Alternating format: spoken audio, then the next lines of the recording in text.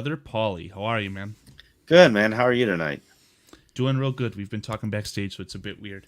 Um, for the fans of the Thy and Smite channel, because I know that we're live on BearskiFilm as well. It's been a long time. Nick unfortunately could not join us. I did ask. Nick's busy. He's hustling. He's trying to get some bread for his child. Understandable. And I'm sure whoever's watching this is very familiar with me on the Bears Country podcast because I'm there every Thursday. So you may have already heard what we're going to say, but I thought that this would be an interesting conversation with Paulie because he just did a good show with a man I believe named Michael. We were, again, just talking about him, forgot his name. And Paulie seems to have these really strong expectations for the Bears. And I really want to divulge into this. Before we continue at all, though, Paulie, how you doing? Anything you want to say to kick this off? Yeah, man, I'm good. And this was definitely the spur of the moment thing.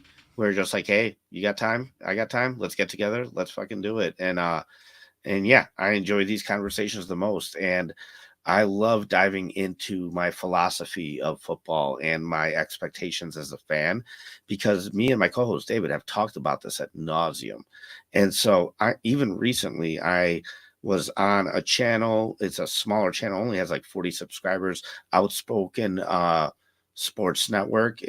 Check them out. And this is a Packers fan that runs it, but they talk general NFL, and he's a cool dude, and it's a good conversation. So I like to hop on there and even talk just general NFL with them. And his co-host is a Dallas fan. He's like, well, we got 3 12-win seasons in a row, blah, blah, blah. And I was like, you're in the same spot we are. You don't understand. It's everybody against Patrick Mahomes right now.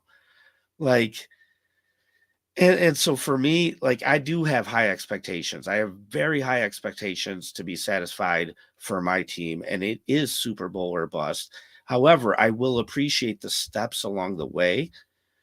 But yeah, man, I want to be on top in this league, and that's my second favorite team has been the Patriots, just because they've over the last 2 decades they've been able to set the example for what you can do in this league and how you can do it. And yeah, I want a piece of that. When your Hall of Fame quarterback played his college ball at Michigan, it's hard to go wrong like in the Patriots, man. So I totally get you there. But I guess I want to hear it from your mouth, man. You have high expectations. You said the term Super Bowl or bust, and I don't know if you truly believe that like a Dan Shorty does. But you also have on your show recently said that you feel like the Bears are about a 9 or 10 win team. So can you kind of explain exactly what you mean, and then cap that all off with the division, because that's going to be something I want to talk about, but I want to, again, hear it from you first. Well, so isn't it crazy, Carl? Like, I was at my good friend's house, and he's had season tickets his whole life. His father has had him since the 60s. And his older brother, who's, I don't know, got a good 8 years on me, I asked him for his season prediction. He goes, 11 wins, but we missed the playoffs. And he starts laughing. And I'm just like, wouldn't that be the damnedest thing? And yet here we are, taking steps forward, having success. We're 4-2, but we're fourth in the division. Like, I kind of said this during the offseason when I was making my predictions for what I want to happen. Some of these teams have to suck. And it was supposed to be the Vikings. And here they are, 5-0. So, yeah, I do have this as a 9-10 win team. And I think there is different scenarios and different paths you can take to get to 9 or 10 wins. And with some, I'd be satisfied. With others, I wouldn't. That's why this whole year has kind of fallen on a big eye test for me, because, like I said, I'll appreciate the steps along the way. And I'm not just a meathead. It's not Super Bowl or bust every year. However, there's always a chance. There is. Teams have gotten lucky. And I've talked about a lot how Waddle on ESPN 1000 said something that stuck with me for a long time, because you need three things for any team to win a Super Bowl. You need to be healthy, you need to be talented, and you need to be lucky. It's like, whether you want to admit it or not, every team that wins a Super Bowl has had luck in their favor, right? I would And say so, the luck is the most important thing. No, like how lucky do the Chiefs get? Like it's a Ask the refs. okay, but it's a balance there, Carl. There is a balance, and so I understand we could get very lucky, especially as a defensive led team, because those are the ones that spike the most and show up for 1 year and then don't show up consistently. Offensive led teams tend to make the playoffs year after year after year after year. Um, yeah, I want that talent part of it to be the reason why we're competitive and why we're a good team. And I don't want to rely so much on luck like we have in the past whenever we've seen any kind of success from this team. So for me, talent and health are number 1 and number 2. And then I want, yeah, the refs to call some things our way a little bit. There's so much that needs to be unpacked there. So my comment regarding luck about being the most important thing, I think it is the most important thing, but that's outside of your control. You cannot control that. So you have to control the talent, and again, injuries could also be considered luck at the same time. Um, God, there's so much you said I wanted to divulge into. Yeah, it's a good You topic. said I that told you we could the talk about the offensive. title of the show all night. We really could. Yeah, I want to hammer this out. We're gonna get something definitive out of you, whether you like it or not, before this is over, as far as expectations. But there was this amazing graph, and I'm not gonna try and dig to find it because it's gonna be too hard. Someone put this amazing piece of data out on Twitter. It was essentially Super Bowl winning quarterbacks, and there was a specific metric on defense that they ranked with it, and the Tom Brady teams that had won Super Bowls, no surprise, they had top 10 defenses at the end, and a lot of quarterbacks who have won Super Bowls have also had top 5 or quite simply the best defense paired with them.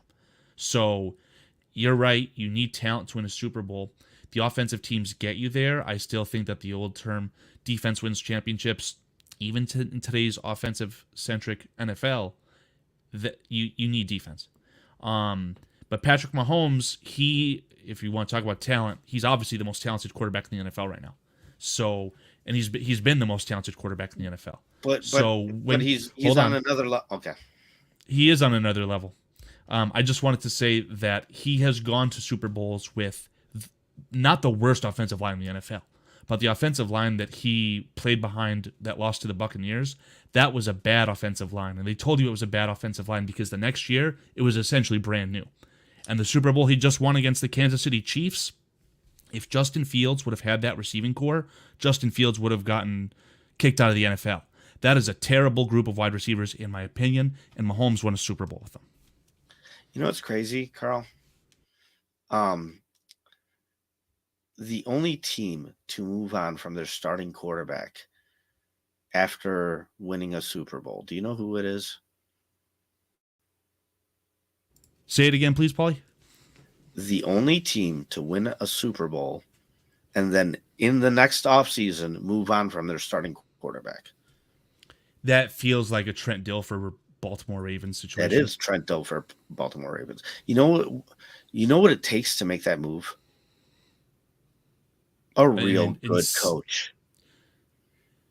A real good talent evaluator, and somebody who knows what they're seeing and believes in it. You look at the 49ers, Trey Lance, you moved up to get this kid. Yeah, the Bears would have stuck with Trey Lance until the bitter end. They were able to identify Purdy, and they said, fuck it, cut our ties. We're in the Super Bowl window, and they did the best for them now, and they've made the correct move. So, like, I brought this question up, like, what kind of success would Justin Fields have had to have for you to not take Caleb Williams? And I got to the result where, like, I don't know, man, even if he got to the Super Bowl, I know what I'm seeing. You know what I mean? And so, like, a lot of people are critiquing Mike Tomlin now for making the move, and I'm kind of like, well, you know what? I kind of get it, because there's a lot of room for improvement there. Fields is miles away from doing the things that Caleb is doing right now. Are you kidding me? Reading blitzes, walking up to the line, letting guys know who's coming, and Oh it my being God. We correct. haven't seen that from Fields or from Trubisky. I don't know if there was any sort of So, that beforehand too. Like, oh my God, it's night and so we're day. going to rely on nothing but the guy's athleticism to get us there. And like, it's possible you can do it, dude. I'll bring up so many different situations. I'll tell you right now. Doug Peterson with Nick Foles. Nick Foles you talked about injuries.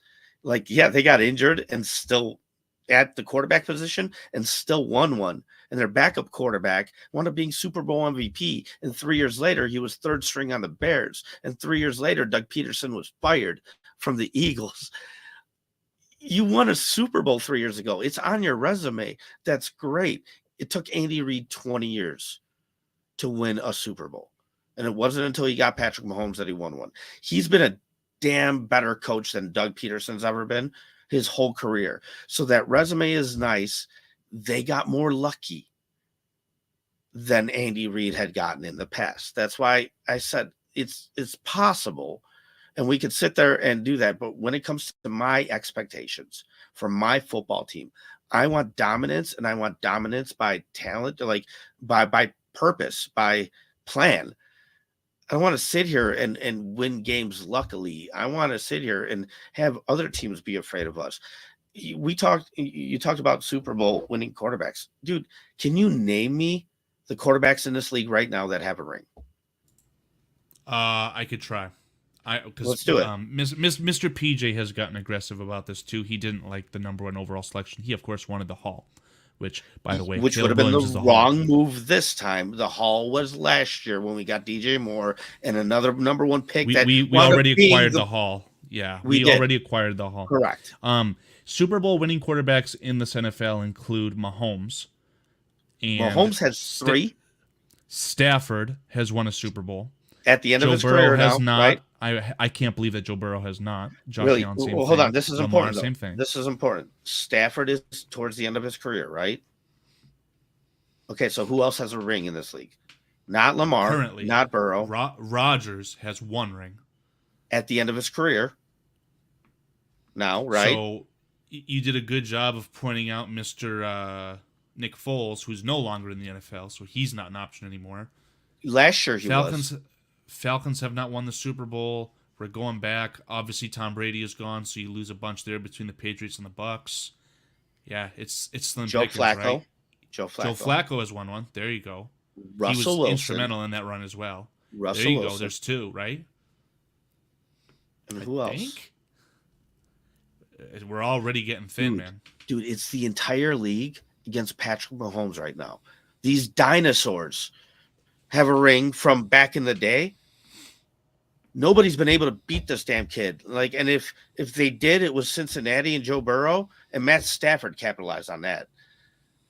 Not the Bengals.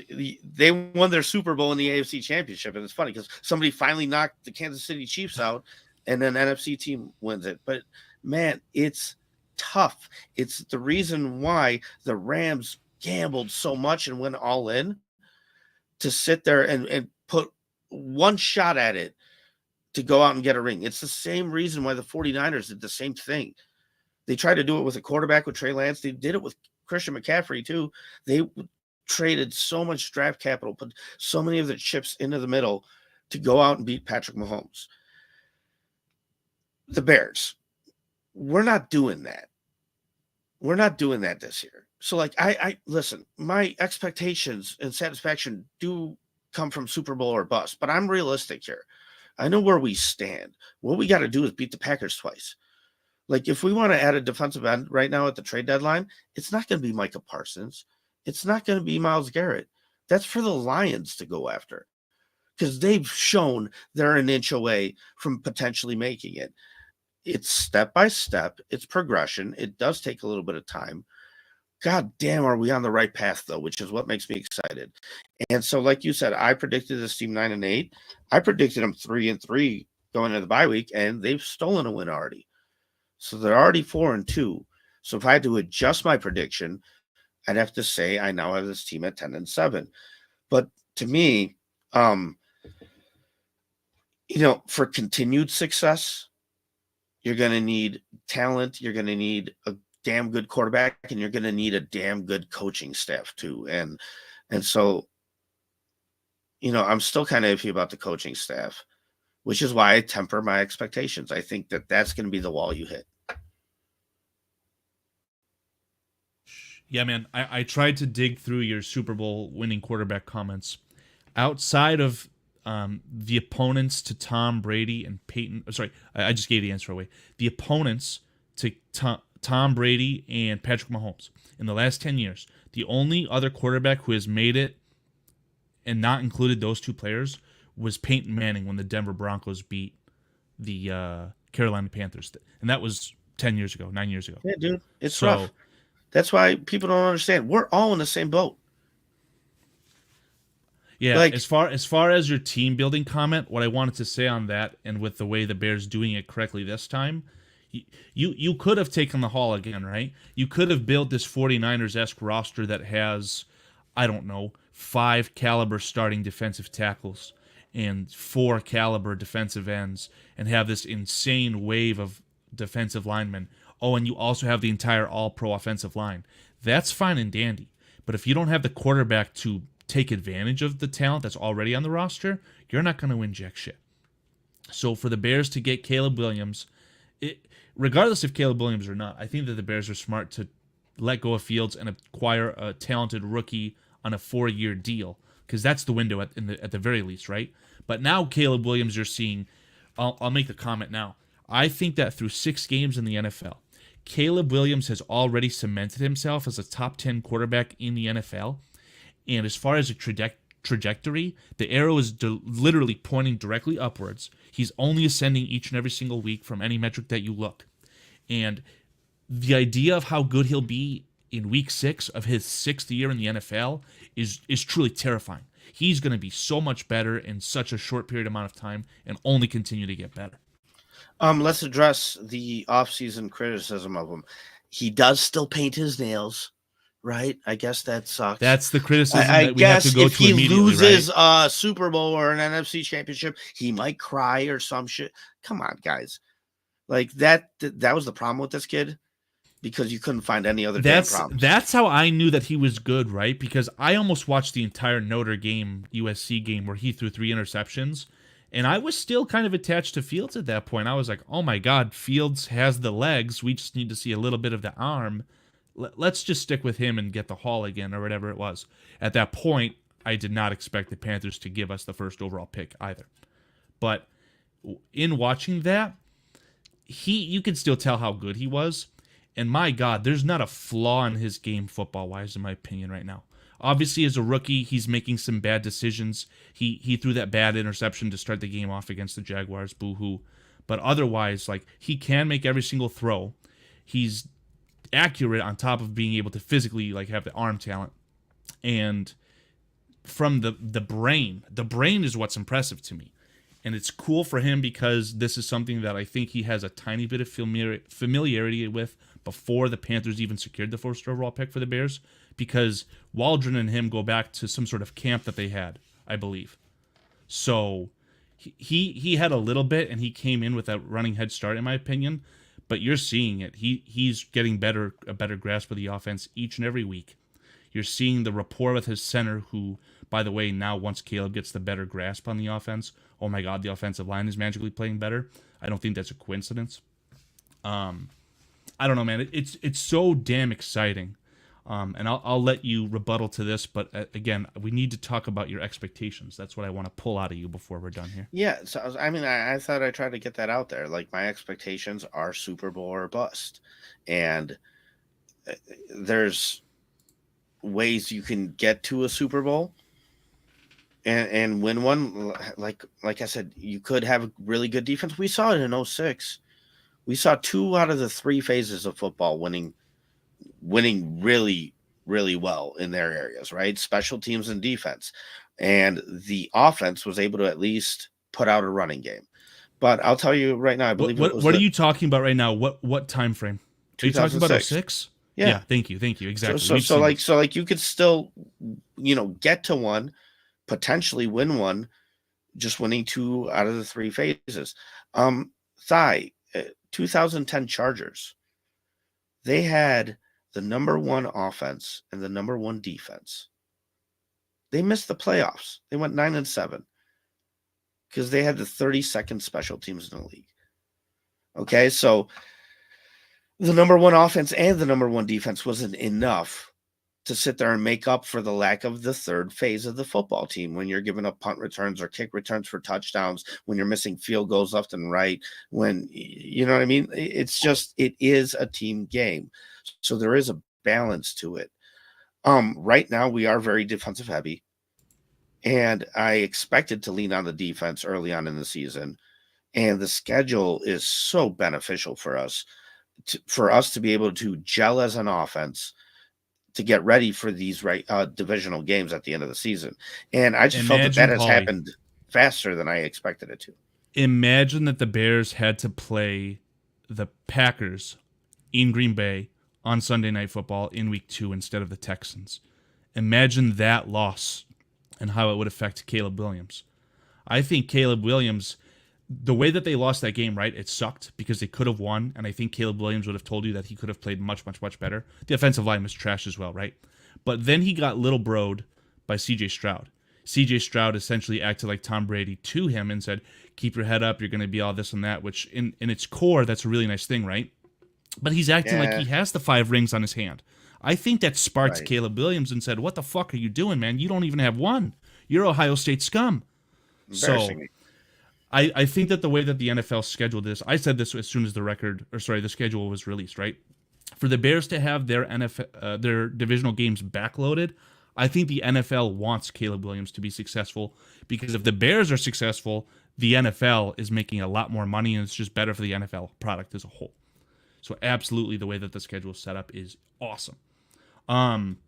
So your expectation, again, is Super Bowl or bust every year?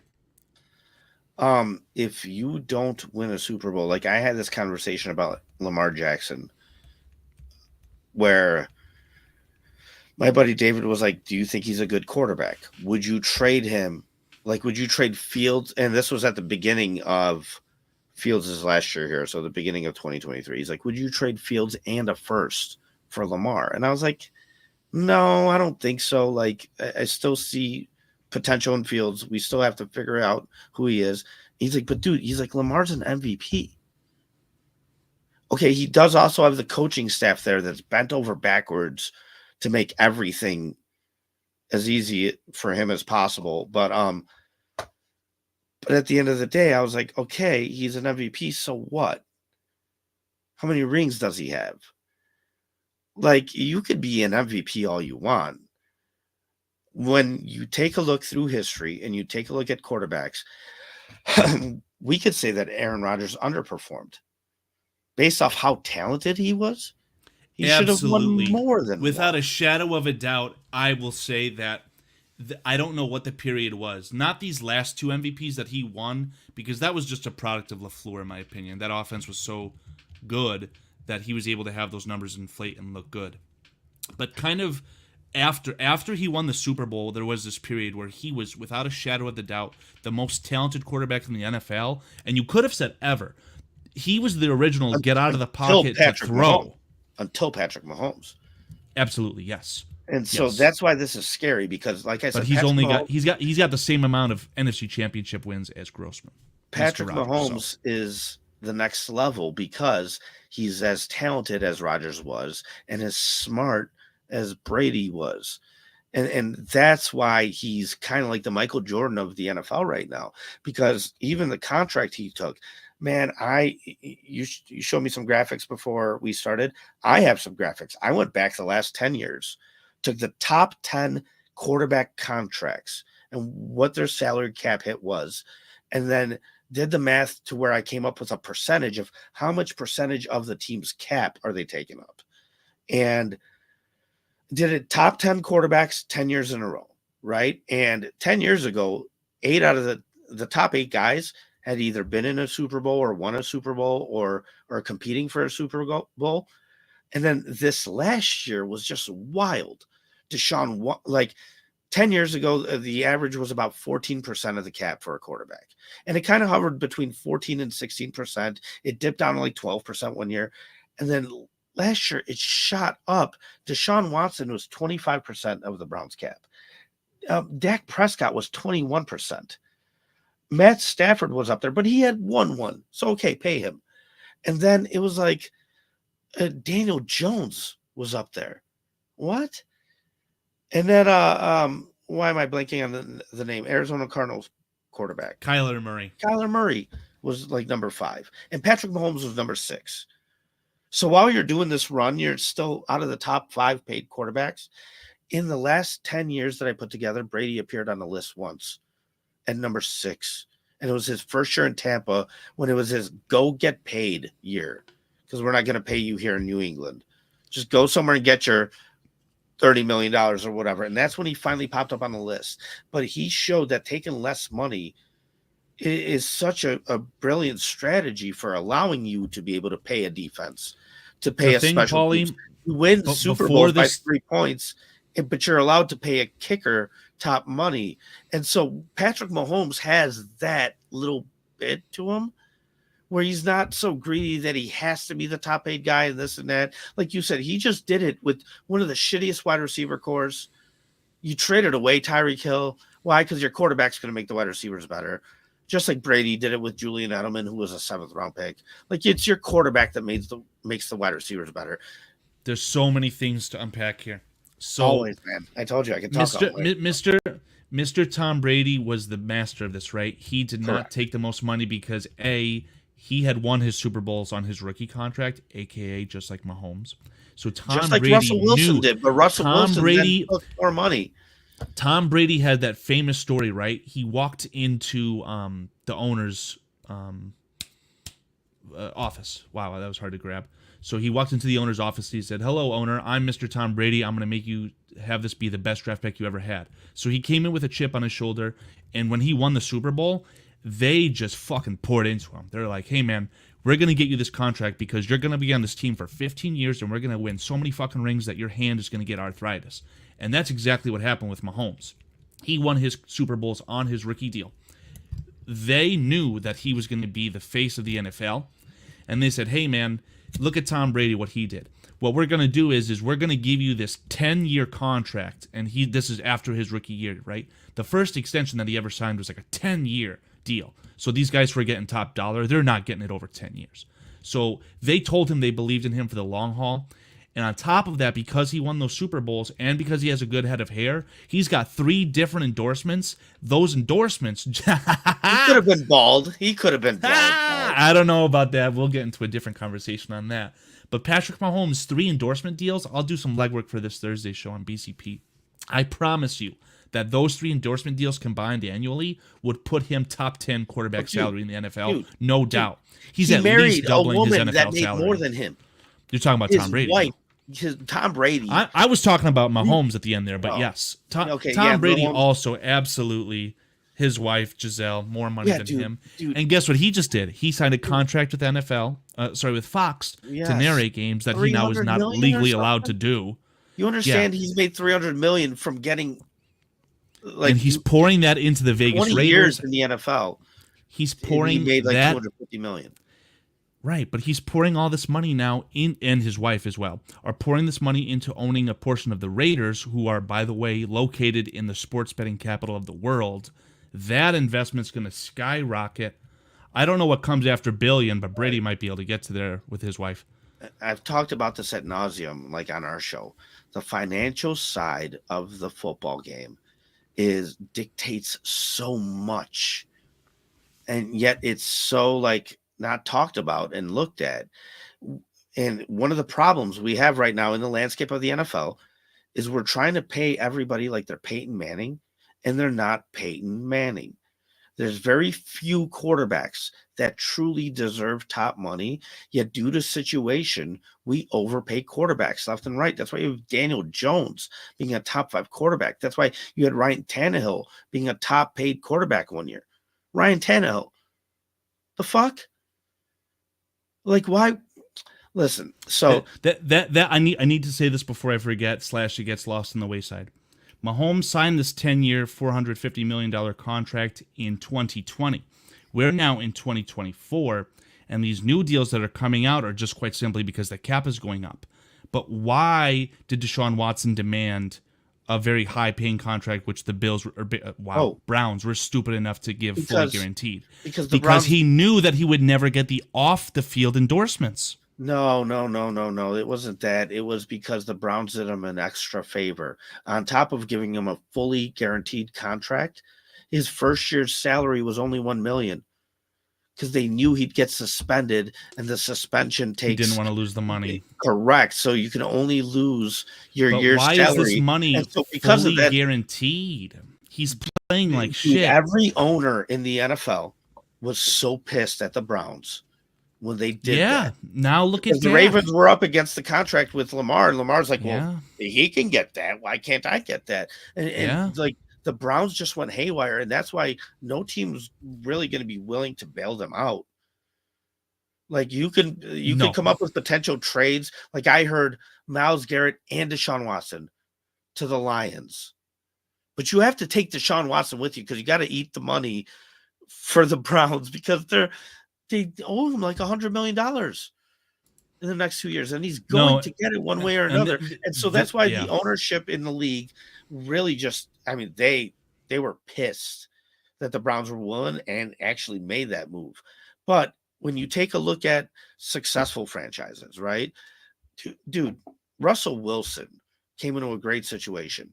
They had paid Matt Flynn some money. It wasn't huge guaranteed money, but he had a $40 million contract. They drafted Russell Wilson in the 3rd round, right? They decided to eat the guaranteed money and start a 3rd round draft pick based off what they saw in practice. Because like I said earlier, if you're a real coach and you're a real talent evaluator and you really believe in what you're seeing, then you know what you're doing, and it's worth just cutting the money. That's why I really liked when we cut PJ Walker and kept Tyson Bagent. I don't care that we're paying PJ Walker $3 million. Whatever, just eat it. Take the better guy. It says something. It makes a statement. And then they won with Russell Wilson on his rookie deal. Why? Because they had a really good defense and a run game. When it came time for the finances to shift and Russell Wilson got paid the big money, even he wasn't good enough to carry the entire team on his shoulders.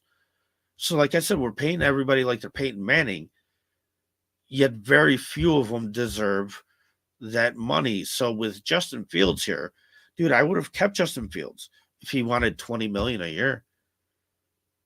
But we're looking like a Daniel Jones thing where we're going to wind up paying him, and then he could take a step back or be average or this and that. I'm not trying to just pay a guy top money to be average or maybe something better. No. So like even with Caleb right now, him as a businessman, I really truly hope that in 4 or 5 years, he understands the financial game, and he talks about it being a business a lot and how his head's in that. I mean, dude, he's already done the claw. He's already got a little trademark going. I really, truly hope he's a guy that's willing to take less money, because I find that to be huge when it actually happens. Scottish put a comment on here. He said, if Caleb Williams is serious about beating Brady's record, he's going to take it easy with his contract hike. He has Again, to, the framework is already in there.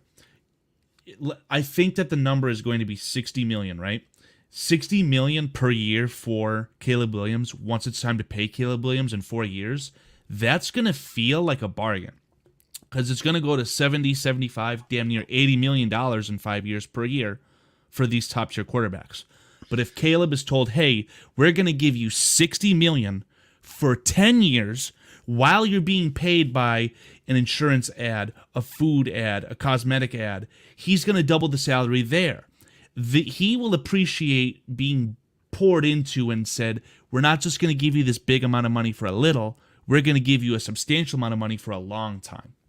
And that was my point, was just that Watson, who was accused of getting handies from the massage parlors, who's going to give him a Head and Shoulders ad? No one. So all the money in his entire generational line is going to come from that one contract. So he wanted the high money. Then you add the stupidity of the Browns. well, fuck it. We need a quarterback. We just got rid of Baker. Let's do it fully guaranteed. That's the clusterfuck the Browns are in, but that's not what we're here to talk about. Dude, you know what I thought about just the other day? I think I don't know what I was doing, whatever, it doesn't matter. But I was like, Kirk Cousins, if you watch the quarterback documentary on Netflix, he talked about how when he got into the league, Santana Moss was telling him how important it is to take care of your body if you want. We've talked about this. Yeah. Yeah. So like he's like, I started getting massages multiple times a week. And like Tevin Jenkins, that's something he said recently. Like for the first 3 years, I wasn't getting massages. Now I'm starting to realize how important it is to take care of your body. And okay, so Deshaun's still got to be getting massages, right? Yeah. So I just started wondering, like, from a man. Maybe. Listen, fucking hell. I'm not going to ruin your show here, but you can't ruin nothing. We're not monetized. You can say anything you want. There's a lot of different ways this conversation can go, but yeah, it's important, man. And like clearly, this guy doesn't have a good track record with masseuses, right? So, on a legitimate note from that quarterback documentary series, Patrick Mahomes was getting, again, in a non-sexual way, Patrick Mahomes was literally getting bent over the table in any which way that you could possibly imagine to brace himself for a potential injury. My God, I hope that Caleb Williams is doing at least half of that, because that stuff clearly is showing its dividends or paying dividends.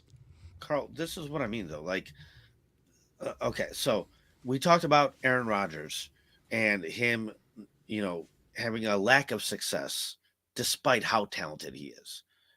So let's go to that one year that he did win. Who was his head coach? McCarthy. Who was his offensive coordinator? Aaron Rodgers. No, McCarthy, on all legitimacy, Mike Joe McCarthy Philbin. That was the title. McCarthy was calling the plays. Dude, and then Rodgers was the most sacked quarterback that year. So bad offensive line wasn't even an excuse. Why? Because a quarterback's greatness was enough to be able to overcome an average head coach, a terrible offensive coordinator, and a pretty bad pass blocking offensive line. He was still able to get one, right? But this is why Patrick Mahomes has 3, is because he has Andy Reid, because he has the talent. And he's damn good. Like, he's Aaron Rodgers good. You see what I'm saying? So I never got to touch on that. You made a really good point. You said that Mahomes is essentially the physical talent of Rodgers and the mental talent of Tom Brady. 100%. I think it's ironic because Aaron Rodgers just completed another Hail Mary against the Bills on Monday Night Football. And the next day on Pat McAfee's show, he goes, "Oh, my aim is to get the ball up high so that it gets lost in the lights and not a low trajectory. But even at my age, after coming off of an Achilles injury, I can casually throw a ball 70 yards. You're fucking wrong. Mahomes can do that because Mahomes has the best arm in the NFL. Mahomes has a better physical, strong arm than Rodgers. Even during Rodgers' playing time, his prime playing time as the most talented physical player at the quarterback position, right? Ben Roethlisberger had a stronger arm. Ben Roethlisberger, he was more prone to run instead of pass. When he was, because he was getting used to getting sacked so goddamn much. And accuracy-wise, night and day, he was nowhere near as accurate as Rodgers. But Roethlisberger had a stronger arm. I think that Mahomes has a Roethlisberger. We're not going to make the perfect quarterback, which is Mahomes, right? But Roethlisberger had that strong arm. The accuracy, of course, Rodgers, Tom Brady, the brain. So Mahomes clearly the most talented quarterback in the NFL. And so that's what it is, though. And like we said, the other guys that have rings in this league all got them before Mahomes. The only one to beat him was the previous Michael Jordan of football, which was Tom Brady. Listen, this kid's got a hold. He beat him twice in the AFC this kid's got a hold on this league right now. And I'm telling you right now, it's going to take a lot to be able to sit there and go off and win a Super Bowl against Patrick Mahomes. I feel so bad for the AFC, right? Because, again, I listed some of the quarterbacks who I think are the most uber talented. I don't really want to touch the Lamar Jackson situation because he's clearly an MVP caliber. He's won the MVP. He's a very talented quarterback. But after Mahomes, for me, it goes in no particular order. Josh Allen, Joe Burrow, and unfortunately the Ohio State scum, C.J. Stroud, he only continues to ascend up there too. But I mean, And that's all the AFC, though. Lamar Jackson's making the AFC Championship, so that's 4 AFC quarterbacks, dude. Regardless of that, because the Ravens have a great defense. Sixth best AFC quarterback, put him in the NFC, and he's going to be in the Super Bowl every year. Yes, correct. So this is the opportunity we have in front of us, being in this division, having a guy like Caleb. That's what I mean. The value of this is so high. The potential of this is so high because he is that good of a prospect. And now he's showing that he is growing at a great rate. He's showing that he can do this next level stuff even very early on. That's why that's why even me, as a guy who always looks at the glass half empty, is getting excited. Like, we've had some shows on BearskiFilm where we just went in on a very unpopular topic, like Justin Fields. And everybody, like even my co-host David, was like, "No, Luke Getzey." And I was like, "No, fuck that. He's the guy getting the ball. Like, I don't care if you call it 2 screens in a row. Don't throw it then. Like, at some point, it does fall on you too, as the player. And I always tend to give the players more credit, and I'll give them more blame too. And like, what you need to beat Patrick Mahomes is insane, dude. Josh Allen, I go back to that one playoff where they each had 7 possessions and both teams had 7 touchdown drives. And it was like the divisional game in Kansas City, right? Lost, the overtime. Yeah, they only lost because they lost the coin flip in overtime. Yeah, that was probably the best NFL game in history. So, like, okay, so Josh Allen deserves the money then. He can keep up. He deserves to get paid what he's getting paid. And now you're seeing it. Even in what's a rebuild year, they're still 4-2 on top of the division.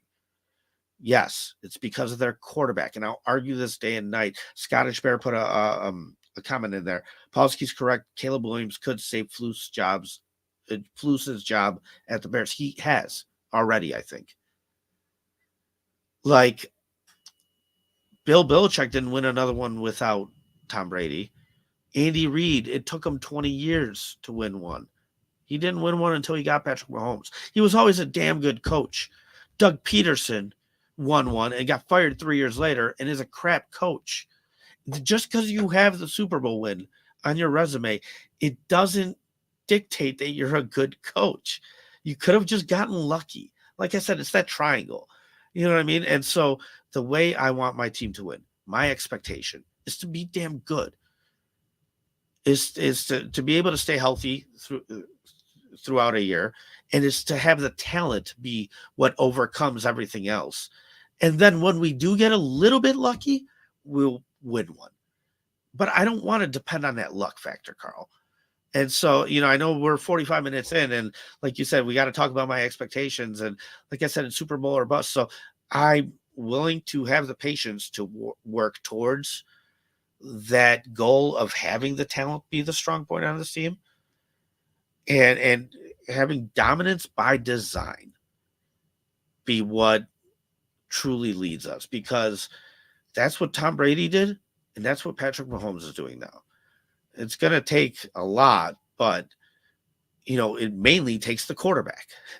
And I think we might finally have a guy that's capable of doing it at that kind of level, which is why, like I said, I predicted them 9-8. I'm already kind of moving on off that and saying 10-7. I'll admit it. They're doing better than I thought they would be. And it's because of the quarterback. Yeah, it's your point is confusing. I'll see if we can get to it in like a round trip circle. I'm already losing what I wanted to say. As far as, holy smokes. Okay, so the big thing I mentioned that Patrick Mahomes has recently gotten to and legitimately won Super Bowls with pretty lackluster talent at certain skill groups, right? What did C.J. Stroud do last year? He took an unknown Nico Collins. An unknown Tank Dell and a Nico Collins who not a lot of people have seen. By the way, I'm a Michigan fan. I didn't know much about Nico Collins because I would consider that a bit of the dark period for Michigan. But, oh my God, Nico Collins was making these plays in college with really poor quarterback play. But you know what drives me nuts? For him to be a top tier real wide quick, you receiver, know I'm what not drives me surprised. nuts? What's A that? year ago, we were right where they were, weren't we? Yeah. So that's So where like I'm going to bring. us and Houston, we're in the same spot. And now a year And I've later, they're a playoff real team, and we still need more time. What's the difference? They got the right quarterback, man. CJ Stroud went in there and did his job. That's the exact point I'm trying to make, right? Is that CJ Stroud has obviously proven that he's going to elevate the entire roster around him, making the offense better around him, subsequently making the defense better. That's just what great quarterbacks do. And I've talked to some guys who are more, they do a Houston or a Houston sports based show, but specifically when talking about the Texans. I asked them, I'm like, man, I don't know anyone on this offensive line except your left tackle Tunsil. I thought that you guys sucked when you earned the second overall pick. What happened here? They said, yeah, CJ Stroud has just made the offensive line better. So that's what I expected Caleb Williams to do. But again, CJ Stroud took an unknown Nico Collins and has legitimately elevated him into one of the best receivers in the NFL. Statistically, he's leading the league in receiving yards after pulling a hamstring and missing a game. He's elevating these players. I have not seen that from Caleb Williams just yet. He has not taken a guy like a Tyler Scott and made him a household name or anyone else. He is taking time to gel with these receivers, right? But Keenan Allen is just Keenan Allen. DJ Moore is not anything more special than he was last year, and DJ Moore, very, very special. He has this incredible rapport with Rome Odunze, but Rome Odunze isn't even the leader in receiving yards. Yeah, out of there's the one guy. draft. There's one guy, number 11, Carter. Well, DeAndre Carter's a pro's pro. He filled in for Mr. Keenan Allen, and no, DeAndre Carter did not put himself on the Pro Bowl spectrum with his performances. He just did his job, and he did well. But he has not elevated anyone to a Nico Collins situation, It's still too early for that. Exactly. You are not wrong. And I think he'll get there, though. So there's a story that Julian Edelman told. He said, man, and Julian Edelman was a 7th round draft pick. 7th round, right? Dude, we saw Tom Brady take guys like Deion Branch, win a Super Bowl with them. Deion Branch goes away, does nothing, comes back, has a successful year with Tom Brady. Bro, Deion Branch is talented, man. I'm going to bring up something before we're done here. But we saw him get Randy Moss, statistically have a great season. But the best ever. But Super Bowl or bust. That was Randy Moss does not have a Super Bowl. That's correct. He does not. But he's a Hall of Famer. Right, but you became one-dimensional in a way to where there was a game plan to beat you. The way you've won in the past is by being multidimensional, by being able to have a good defense, have a good running game, have like, dude, what the Patriots did, they'd get a no-name running back, 3 touchdowns in a night because of his body style and the defense that they're facing. And because look at the NFL currently regarding running backs. Aside from Saquon Barkley, who's making anything that would be able to set up their grandkid to never work again? They're not making money, man, and it's not fair to them. But again, totally separate from what you're saying. Yeah, but so the story Julian Edelman told as a 7th round draft pick on the Patriots, he said, when you go and practice with a quarterback, you'll run 25, 30 plays in practice. He's like, I went to practice with Brady. We ran 80, nearly triple of what I'm used to. He's like, and throughout this, as he's making the throws and whatever, he's coaching me up afterwards. He's like, no, I need you to do this way. The ball's going to come here. It's going to be right in this spot. Like, and he's like, he coached me better than any wide receiver coach I ever had my entire career. So this is why I'm so stuck on this quarterback impact thing, because in what I've seen a quarterback be able to do, dude, the Patriots would trade back in drafts. I remember a year where their top pick was in the 3rd round because they put guys in the right spot to do one thing that they need them to do, which they're good at. So you have good coaching, putting players in good spots and asking the expectations of what they're to do is realistic. And like with an offensive line, I remember Nate Solder or whatever for a while was the only first round pick on the Patriots offensive line. And other than that, it was kind of slapped together. But guess what? If the left tackle gives up pressure, instead of trying to rush around and make a miracle play happen, what would Tom Brady do? Throw the ball at the ground. Second down, let's them to play another down. You know what I mean? That helps your offensive lineman. And so, like, I think we saw it when it came to like Tyson Bagent and Fields. Fields was getting sacked 5 times a game. Tyson Bagent came in and got sacked 5 times over 4.5 games. Why? Because he's just letting the ball out quicker, which makes it easier on the offensive lineman. And these guys get paid at the end of the day based off their statistics. So they're going to make more money with that kind of style of quarterback play because they're getting more, better production. And instead of having to block for 5, 6, 7 seconds and then run downfield to try and block some more, because it's hard. So the impact of a quarterback is huge. You can improve his offensive line greatly. You can make wide receivers great out of no names. You really can. And we've seen guys do it. We've seen Phillip Rivers do it. We've seen Aaron Rodgers do it. I saw Ben Roethlisberger do it. Dude, the Steelers, Ben Roethlisberger. Santonio Holmes wanted money. They said, no, thanks. Bye-bye. After that, it was Mike Wallace. They made the playoffs again. I think you're getting a little bit. Bye-bye. You're getting a little bit outside the scope because the Steelers are the best NFL franchise ever, or sports franchise ever, to find top tier talent at a position group, and also marry that talent with a fucking head case. Because whoever you just said, Santonio Holmes, Mike Wallace, Antonio Brown, these guys are so talented but so crazy. Julian Edelman.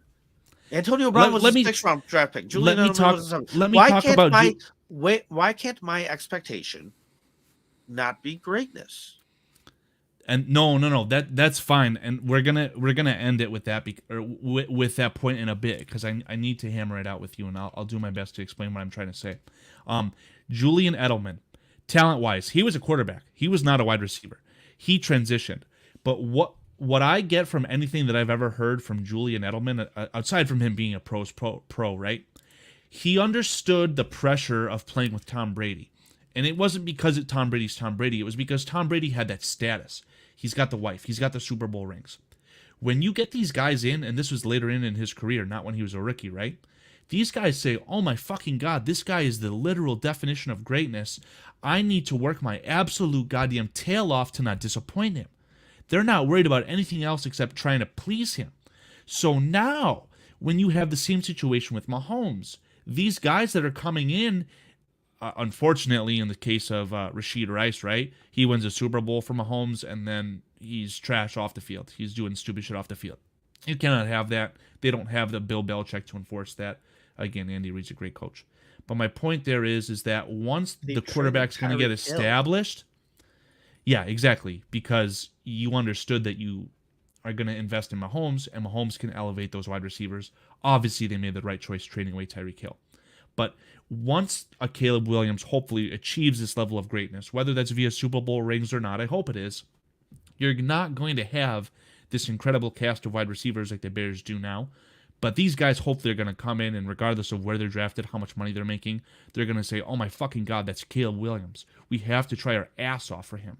So at surface level, like what we're seeing with CJ Stroud, they're elevating the play. But these guys are quite simply playing harder for their quarterback. And the Bears haven't had that ever. So, yeah, as far as wide receivers go. I mean, we were talking while you're talking about that, I want to throw up something. A scenario where we have to have everything perfect for Justin Fields. And I was like, no, that's an issue because you're going to have to pay Justin Fields. And then you're going to have to do it with less. So, like this thing has to balance out somehow, right? So, whether it's less defense or less offensive help, like if you're going to get those wide receivers, sure, you might be able to afford them, but then you're not going to have a defense, So yeah, it's a balance. That's what it took. It took a rookie quarterback, hopefully, and a very good surrounding cast, which is only going to get better. We can touch on that in a little bit too.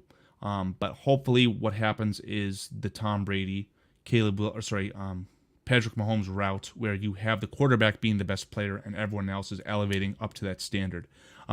This is a very silly point that I'm trying to show on the screen here, right? And this has nothing to do with anything other than the fact that you mentioned the name Deion Branch. I couldn't. Yeah, sleep. I saw one tweet of yours was like, if I'm an arrogant prick or something. If you go down, what is it? I'll show it. I'll show the clip. I'm not gonna. Yeah, there you go. If I come across, as I'll an show arrogant that. cunt. Yeah, man, I'll show that in a second. It puts a smile on my face. But my God, this is a fucking incredible list of names, right? Deion Branch, Nate Burleson, Bobby Ingram, who is a former Bear, DJ Hackett, Daryl Jackson. This is a fantastic core. If you trade Willie Ponder, who I have no idea who that is, if you take Willie Ponder and put a true NFL number one receiver on that roster for that position, this is the greatest wide receiver core of all time. I will not let you tell me otherwise. If you want to pump in here, obviously, but I'll show you that tweet that you were a big fan of. There you go. Look at that. God, it gives me goosebumps. I don't know if you can see it. Sorry. No, that's great. That's great. No, and so, dude, that's the thing is like, I do have very high expectations for my football team. I want, you should. as you should.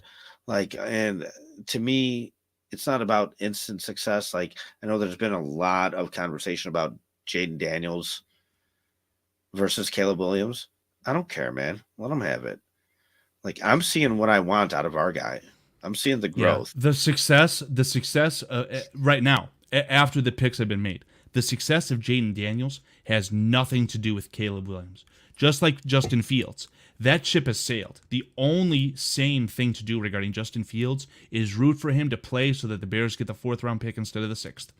If you want to root for Jaden Daniels, go ahead. Do I like him? No. I thought that he was made by his incredible LSU wide receivers. Totally, completely different argument.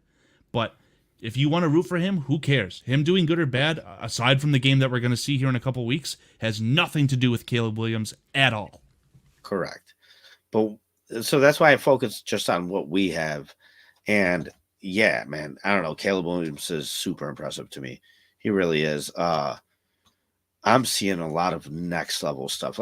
Like I said, this year was going to be all about the eye test for me, not so much about the record.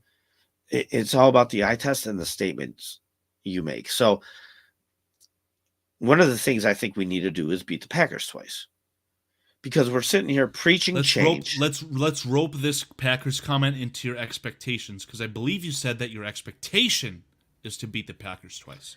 It is. That was my prediction. I predicted them to go 9-8, but 4-2 in the division, split the Vikings, split the Lions, and sweep the Packers.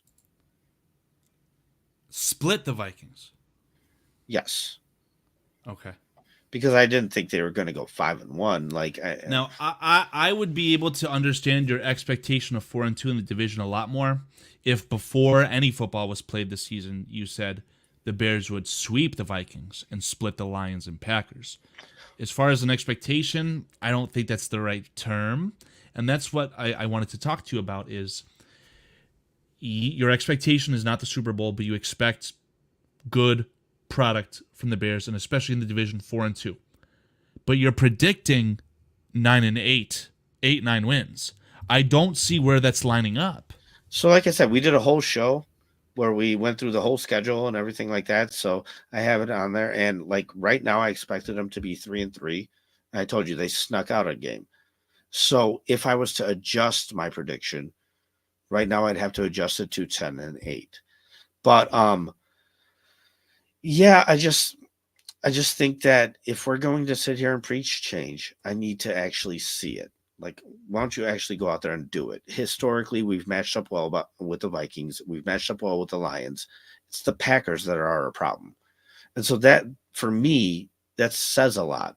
Even if I feel that this team overall is still not where it needs to be, I felt it was set up in a way for Caleb to be able to progress.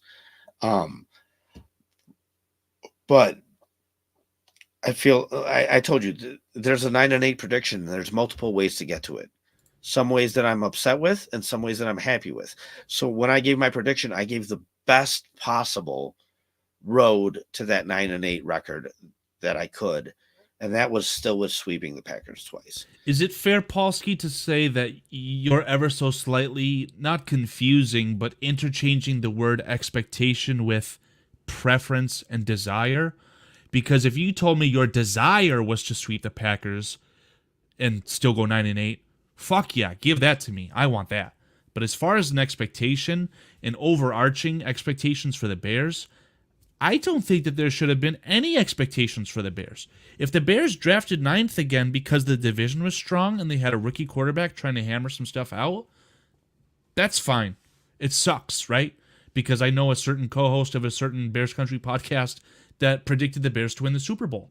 We did a prediction. I can throw it up on the screen. I think I had the Bears getting at least 10 wins and going to the playoffs.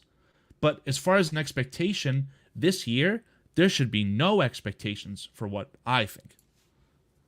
So most of what I value in my expectations is not statistical. It is more eye test. That's why I'm really happy with seeing Caleb command the offense. And to me, it's not about the overall record this year, because I do think this is a stepping stone year, right? So for you to say there's no expectations, well, that's not right. If they get 3 wins, you're not going to be happy. But you can't say my expectations are to secure a top 5 draft pick. That's asinine. What I'm saying is... Oh, dude, I don't want the top 5 draft pick. I want the 32nd No, draft absolutely. Pick. No, I know. That's the one I want. You're trying to work the wrong way here. If I expected a 3-win season, again, I said that'd be asinine. But I don't think that it's fair. It's a different story because we know what Caleb is. But it's not fair to have the expectation before the Titans game and say the Bears need to win the division. I expect the Bears to win the division. That is not fair in my opinion. Next year, once we have seen what we have as far as a quarterback, because I already told you what I feel about it, because we know, in my opinion, that Caleb Williams has secured himself through 6 games as a top 10 quarterback in the NFL. He's that goddamn good. And I expect... What do you not? You don't want to hurt his feelings? Like, listen, we just talked about CJ Stroud. They were in the same spot as we were. It does not take that long to flip things around, especially if you're at least an average roster, which we've now gotten to a point where we were. Like, Ryan Poles preached this whole patience thing so he could really, truly overturn this thing from the core. And we've done that. We've let it happen. And dude, if you have a quarterback that makes a difference, like that's why even this year could be a year, man, because it's And once the window's open, it's open. And once it's open, it's open. I just didn't think it'd be open yet. You cannot take anything as far as.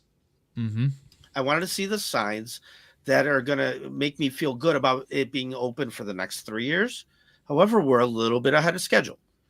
So I'm actually impressed going, hey, this team could put itself in a position to actually make a little run here. Yeah, like we're not messing around, right? Like in my prediction here, I said that they would lose to the Rams, but they would beat the Colts. Well, it just flip-flopped. So as far as let's talk expectations, honestly, this wasn't an expectation. This was a prediction. Oh, you had them at 3-3 as well, just like I had. I have the exact. 3. It was 3-3, which is 3-2. They're overperforming. To my prediction, I don't know if I had expectations for them. Honestly, that is your expectation. Your prediction is it? No, prediction and expectation. I don't want to call that the same thing. Why not? So what's the difference? Because I think with I value the word expectation more in the sense that if I expected the Bears to win the division, if I expected the Bears to go 4-2 in the division, and they didn't, that would not only mean I'm disappointed, but it would be like a cause for concern.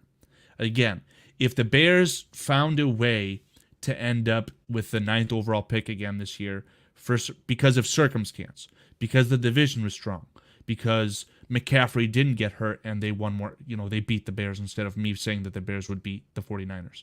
There's a lot of different things that could line up to that. But I didn't have expectations for the Bears this year. But next year, after Caleb Williams has already shown me that he's a top 10 quarterback in the NFL. But there's your After expectation. the Bears but have there's your top expectation. Going into next year. My expectation is that Caleb needs to show me he's a top 10 quarterback in the NFL so that next year I can expect this. You just said it. Thank you, Cliff. I appreciate that.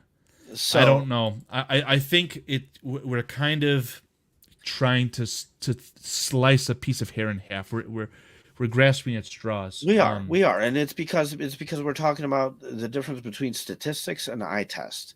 So what I'm telling you is like the win-loss total doesn't really matter for me so much. It's more of the statement and the eye test. And like the only two, like, I mean, I'm not saying I would be satisfied if we went 2-15 here, but like those two Packer games to me matter a lot just due to the statement and the, dude, I need to see this thing turning a page.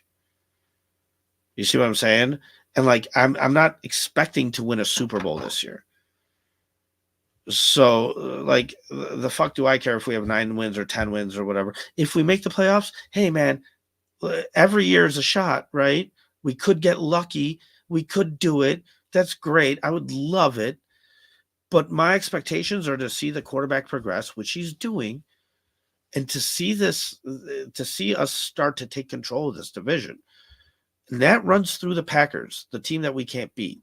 So that's why I set my expectations there, because the way I look at it, like you looked at it from a negative point of view, I look at it from a positive point of view. For me to be happy, for me to be satisfied, fuck it, man, beat the Packers 2 times. If you come out with 9 wins at the end of the year, but you beat the Packers 2 times, I'm feeling pretty good going into next year. I don't know if that makes sense or not. I think it does, and I obviously can't talk you off of this point, right? Again, for my money, you might. My mind's open I think that your word expectation, specifically to the point of beating the Packers twice, you should use the word desire, in my opinion, because that's the vibe I'm getting from it, and that's what I'm thinking. But as far as a true expectation, going into this year, I did not expect the Bears to win the Super Bowl. I did not expect the Bears to win the division nor go to the playoffs. No, my desire. I expected them to not. I expected them to have a better draft position than last year, in the sense that they shouldn't be drafting 9th overall again. They have improved. They should not be drafting 9th overall. I guess that was my expectation. But next year, after the Lions have blown their load, whatever they're going to end up doing at the trade deadline to hamstring themselves, I don't know what poor Aiden Hutchinson's going to come back to. I made that comment in the other show I just watched where, I don't know if you can still hear me. If the Lions end up losing 2, let's call it even 3 games in a row after the Hutchinson injury, maybe that team's rock-strong confidence gets fractured, you know? That's a whole different conversation. But I think that the Lions are the team that has the expectations this year. But let's get the Bears a little bit more time in the system with their superstar quarterback, and then add 3 picks in the top 64. 2 of those picks, damn well, will be linemen. Offense and defense, offense and offense, defense and defense. I don't know what it'll be.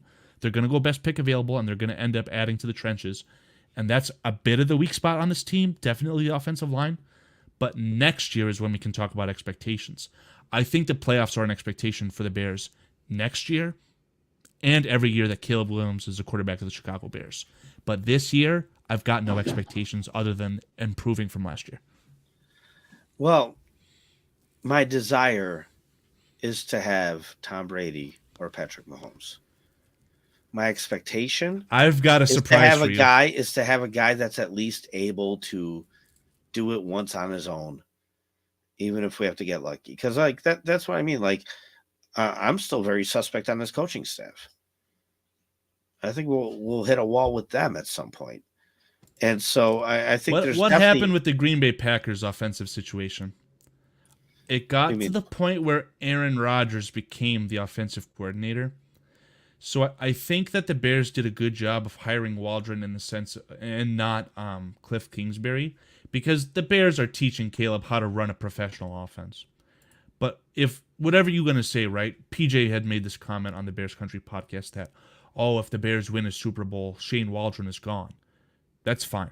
Because hopefully that means that Caleb Williams is running the show, and you're simply getting a play caller that can befriend Caleb Williams and essentially help echo the offense that the Bears have won the Super Bowl with at that point.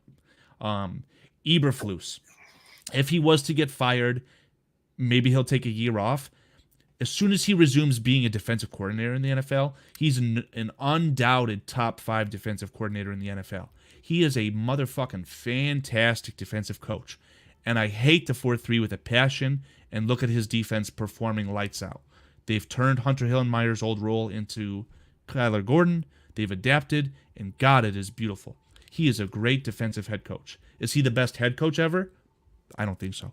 But it might be good enough. It all depends on Caleb. It is good enough. And because it depends on Caleb. So that's the thing is like, and I went back and forth with my co-host on this for 3 years before he finally understood, finally kind of succumbed to it. Like, dude, I get it. Like, your expectations should be pretty damn high. And like I said, Super Bowl or bust. I want to win one here. To me, it doesn't matter that Lamar has 2 MVPs. That's cute. Like, it doesn't matter to me that Dallas has had 3 seasons with 12 wins every year. That's cute. We're all in the same boat unless we're getting a ring. And the guys that have rings, like I said, are dinosaurs at this point. The only guy that beat Patrick Mahomes is the previous guy that won however many Super Bowls. And it's really just it's a crazy landscape we have in the NFL right now. But being in the NFC, we have the opportunity to have the best quarterback in the NFC and have a good shot at it, right? So I want to see the growth, and the divisional games are so important because of that. I want to see you take control of this division and hold on to it, because you have the opportunity here to be able to fight Patrick Mahomes year to year on the other side. Like we said, take the 5th best AFC quarterback. It's set up, man. It is. There's going to be so much hate for it, bro. Can you imagine the Bears versus the Chiefs in the next 4 out of 5 Super Bowls? People will say, "Oh, the NFL's rigged. It's garbage." No, you know why I'm a Bears fan? Because I'm sitting here thinking, like, could you imagine if Jordan Love takes that spot? What spot? It's like the fucking control of the NFC North. Oh, or NFC, period. Caleb, the way that we're talking. Correct. Because that's what we've lived through. I've got another surprise for you. That's what we've lived through. That's what we've experienced. And so, like, dude, that's what I need to happen here. Like, I need us to shut them out. I need Love to prove himself nothing better than average, or a bit better than average. And I need Caleb to be a superstar. And until we have a Bears quarterback, like, I don't care about 4,000 yards. I don't care about all the stupid records in the history that we have that make people say, well, you can't do it because you've never done it. None of that matters. You get one guy in here and it can completely change around. Dude, like, ownership is another topic I go into all the time. Dude, you think Jim Irsay on the Colts is a good owner? Dude, he was just as crazy. He was just as crazy when they drafted Peyton Manning. Himself. He was just as insane when they drafted Peyton Manning. And for some reason, Peyton Manning's entire career there, all of a sudden he wasn't a crazy owner until Peyton Manning left. Guess what, guys? It's about the damn quarterback. Like, it just boils down to that. And that's why it's so worth taking a risk and a shot on that until you get it right. And I mean right. Not like maybe right, but we still have to pay him top money. No, like, I want Caleb to prove it to me. And these are the things he has to do to prove it to me. Hey, but before I go off on another tangent, this has been such a good show, and there's been so many guys that have popped into chat. Definitely not, ignoring anyone in chat. I've been trying to give you the hearts and the fist bumps and all that cool stuff. But let me just read off some names. Mr. Producer here. I'm very surprised that there's been so many new names that I'm not familiar with, and a lot of it's from Paulie's channel. Paulie, thank you for simulcasting this because it just is going to help with the conversation. There's someone named Sophisticated Thoughts. There's Yahtzee. Yes, Link those are my guys. Yahtzee, you know why I like Yahtzee? He was the guy. He was the Chase Claypool mob. He chewed me out for my Chase Claypool take, and then after a while, did you dislike Chase Claypool? Oh yeah, for sure. I loved Chase Claypool. Don't let anyone know I loved Chase Claypool. So did Swifty on our very first show ever, and I don't care how many subscribers Swifty had. We just disagreed with him. We're like, no, dude, it's not just about measurables. It's about football. It's not that he's as big as fast as Megatron. He doesn't play like Megatron. It did, but that goes nowhere, dude. Because Chase Claypool sucks. And so I appreciate Chase Claypool. I took an L there. I appreciate Yahtzee because he stuck around through that. And at one point he was just like, yeah, fuck Chase Claypool. Yeah. So at some point you got to have. He's a CFL superstar. Well, yeah, he's a good dude, man. Let me keep listing off the names: Scottish Bear, Plank, and Mr. Not J2K, but Cliff Victoria, aka Don Burr. There's your triangle that you were talking about earlier. Those are the BCP triangles. We got Bears Truth 9 in here as well, and AC Adam. Oh, another BCP stand-in. How's it going, AC Adam?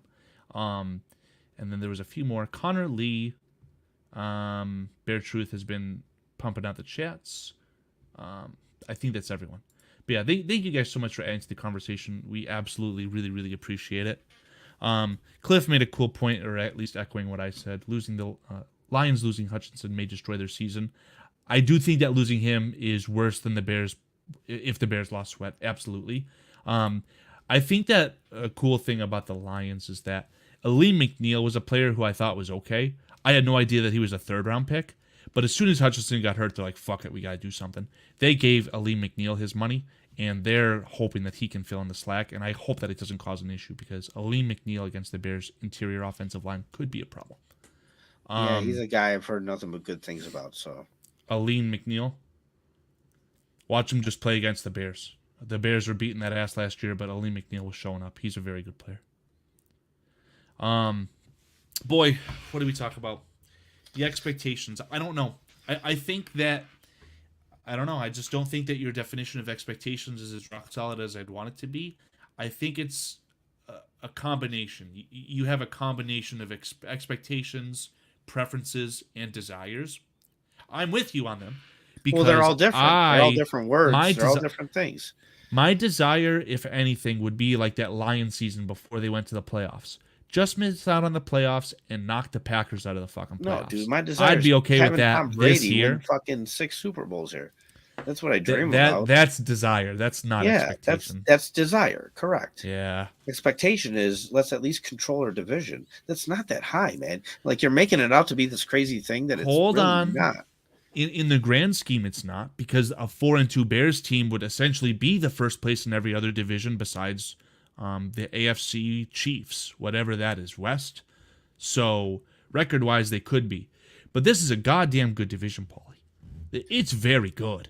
That's probably our worst luck this year, is how good the other team. And it's ironic, the Michigan man, J.J. McCarthy, gets injured, and they have a good quarterback too? What the fuck? So, I mean, long term, that might actually benefit us, and I'm getting confused on what to do, but please. Could you actually imagine this team with an actual quarterback for the next 7 years? It's kind of, this is a little scary. Who are you talking about? The Vikings? The Vikings, yeah. So a lot of the Viking success is their coaching, and they've got a goddamn good head coach who's also a play caller. They're not going to lose O'Connell. He's a very good play caller, head coach, whatever you want to say. Brian Flores. I don't want to call him the best defensive coordinator in the NFL. And if the Vikings win the Super Bowl, Brian Flores will not be a head coach next year because the NFL is out to get his sorry ass, which really sucks. I'll be right back. He won't be along forever. Okay. Mr. Brian Flores is not going to be around forever. But he's a damn good head coach. While Paulie's away, if you guys want to have any specific points made up in chat, I'd be happy to talk on them. Again, thank you guys. Ant-Mass, bear down, man. It's really, really nice to talk to you guys in chat over here on the Thy and Spy channel. I think a lot of these are pouring in from Thy and Spy. But if you guys are over on Paulie's channel as well, obviously, please follow Paulie. Paulie's a great guy, obviously. What are some other points? Cliff, this is Scottish Bears point if you're still here, Scottish. I favorited this because I want to ask Paulie when it gets to time regarding Caleb Williams, if Caleb Williams rather is Patrick Mahomes Mark II in the long run. I don't want to. We're talking about expectations, right? I don't know if that's my expectation, but I wouldn't be surprised, right? I have been excited about the Bears season, but I'm more so after seeing Caleb's play so far. Yeah, Cliff, that's the thing, right? I expected Caleb Williams to be good, and here's the cool thing about Caleb Williams, right? He is kind of reverting back to the college play in the sense that they're running the hurry-up offense. They've got the dink and dunk. They are trying the shot plays, but the shot play to DJ Moore, of course, was an interception. And outside of those shot plays, Caleb Williams is not making a lot of the outside of the pocket wow plays that maybe some of us expected that, ironically. The one outside of the pocket play that he made that was fucking fantastic was to Cole Kmet, right? He rolled out, and that was also a great job on Cole Kmet. He was truly blocking on the play, I feel. And once he understood the assignment, he got out. It wasn't a perfect pass. It was a little bit behind him. I don't think it would have mattered because the fact that he caught it was all that was needed. Yeah, Cliff. The hurry up definitely does mess with the opponents. And I don't know if I heard this on your channel, Paulie, but someone was critical of the Bears starting each and every game in the shotgun. Ironically, we just watched the All-22 over on Bears Country Podcast. The Bears did not start in shotgun. But they can't start the offense out and hurry up either, because I think what they need to do is get a grasp of what they're playing. So once they know what the opposing team is doing, then they can go into hurry up and say, okay, now this is what we need to do to beat this. Did you just go, I don't know if I heard this bullshit that's not true on your channel, but I heard this bullshit and it's not true. No, yeah, you didn't hear it on our channel. We don't care what formation they come out of. Like, listen, I understand that this is their job to sit there and study tape, go over a game plan, and try and formulate the best game plan that they think is going to work. I don't care what formation they come out of game to game. I'm just going to judge it by the overall success. And so, yeah, at the end of the day, I was very critical of the coaches and Shane Waldron very early on, because very early on it did look sloppy and bad. And even just like in that game against the Jaguars, when I posted that meme that you told me to delete, and I was like, no, I'm not going to. I said I was trying to help you out. I said you have the chance to still delete this. No, I'm not hiding. Jokingly. Yeah, I'm not hiding from my thoughts and my emotions here, but like, because in the moment, those first two drives looked bad, really bad. And so like, the difference is being able to change, adapt, and come back from that, instead of having that bad linger, which is what I'm kind of used to. You know what I mean? So I will give credit to where credit's due. At least they're making the changes and the moves as needed. Like, dude, like I would have cut Nate Velus Jones last year. I was like, why are you giving Velus Jones more opportunities? Yeah, let me throw out my favorite statistic from PFF for you. At least they stopped. I was like, why are you letting Nate Davis out there near the football? Unless he's your only healthy offensive lineman, don't let him near the football. And they stopped. So, like, it's okay to make mistakes. At least show you're competent enough to evaluate properly and make the changes that you need to accordingly. I mean, we talked about different teams like the 49ers moving on from a 3rd overall pick that they drafted, that you said, oh, that guy still would be starting here. 100%. He would still be a member of the Chicago Bears. Correct. 100%. And so that's what I'm talking about. I like seeing that change, that like, okay, at least you can identify what's not working and what's wrong and move on from it. And it's fine. Like, I don't know. So to me, that's a positive step for the coaching staff. And as critical as I've been of them, I'll give them credit in that aspect that they've been able to do that well lately. And it's done nothing but help them. Do you take any stock into the Bears and specifically their offense not scripting the first 15 plays like the traditional NFL likes to do? Huge. Yes, extremely. When I heard that, I was like, of course. I was like, what is this? Like, I mean, I don't want to use the R word on your show, but I was like, is he Does he need help mentally? Like Is he challenged? Dude, the Kansas City Chiefs script 25 plays. A lot of good teams script 20 plays. Everybody else scripts at least 15. What do you mean? What, you're smarter than everybody else? You're just going to be innovative? Like, come on now. My take on that is they want to throw everything at Caleb Williams and have Caleb Williams learn what he likes the most, and the Bears need to learn what Caleb Williams is best at in their offense before they start shoehorning him into, I don't know if that's the correct term, deciding what he's going to do before they know what's best for him, if that makes sense, You should be capable of being able to do that during the offseason, I feel. But again, maybe it's with the intentions of Caleb Williams and his growth. If that's what it is, and once the Bears continue to win, let's say the Bears serve the Packers a big penis. They absolutely destroy them, right? Maybe then the next set of divisional games, they will be scripting and saying, hey, we didn't just win, we kicked some ass. Stop us. I think that's what they're waiting for. And then it's fine. Surprise, they're doing it. It's against bad teams, right. So maybe we have to wait and see for a good team. It's still an NFL defense. But no, right, exactly. And as long as you have the success as well, like it's fine. It's fine to go through ups and downs. It's fine to be, take a little bit of time to figure things out. But with the best quarterbacks in the league, you don't need that much time. And that's what I think is the best thing to take out of all this, is that the trajectory that Caleb Williams is on is a lot better than I thought it was going to be. Same. Which kind of helps me and my confidence say that, man, this kid is going to be for real. 6 games, Paulie, and I'm already declaring Caleb Williams a top 10 NFL quarterback. I don't think it's appropriate to do it now, but me and PJ and the Bears Country podcast have aligned next week's show on Thursday to rank the quarterbacks in the NFL. I don't know how it's going to play out exactly, but I'm not going to let the show end without Caleb Williams being the 10th best at the very least, because it doesn't take long for you to see it. And after the stumbling blocks of the first 2 weeks, oh my God, he has been fantastic. If you look, we've been looking at the All-22 the past 2 weeks. He's doing things with his eyes that I've never seen a Bears quarterback ever do, not even the great Jay Cutler. I say that jokingly after his news today. But he's doing things with his eyes to move. What a stud, huh? I don't want to talk about it. I still think he's a good quarterback for the Bears, and we're going to leave it at that. He didn't kill anyone. Best we've had. Yeah, definitely.